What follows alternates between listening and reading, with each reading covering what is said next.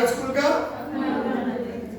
Rule इसलिए हमारे बच्चे आसानी से सीख सके, आसानी से सीख सके। हम इतना कॉम्प्लिकेटेड कर देते हैं, इतना कॉम्प्लिकेटेड कर देते हैं, टीचर भी कंफ्यूज, बच्चा भी कंफ्यूज, राइटिंग की प्रॉब्लम्स कभी सॉल्व होती नहीं, क्योंकि हम इसको सीरियस नहीं। लिहाजा अगर राइटिंग की प्रॉब्लम्स को सॉल्व करना है तो पहले टू लाइंस में रहना सीखें। टू लाइंस में जब तक टू लाइंस में रहेंगे, लाइन के ऊपर रहे, आहिस्ता आहिस्ता अपनी लाइन को मेंटेन कर ले। जब आपको ग्रिप कंट्रोल अच्छा हो गया, देन आप कभी नीचे कभी ऊपर, कोई नो प्रॉब्लम, कोई मसला नहीं है।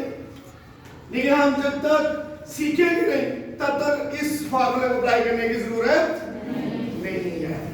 Thank you. समझ आई है? ये टीचर के लिए है कि अभी क्या है, बच्चों को भी इस तरह से जी, बच्चों को भी ऐसे सीखा। सर के लिए कंप्लेंट नहीं हो जाएगी? कौन सी कंप्लेंट?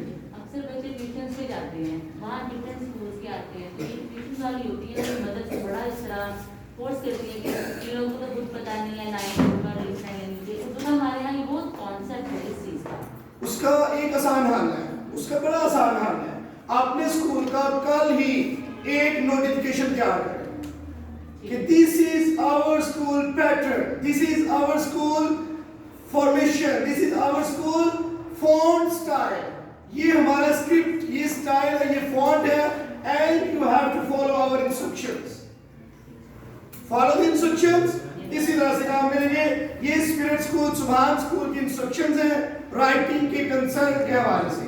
ट्यूशन टीचर ऊपर लिख दे, मेंशन करें, ट्यूशन टीचर्स, वालिदैन and other tutors kindly cooperate with us, that's all.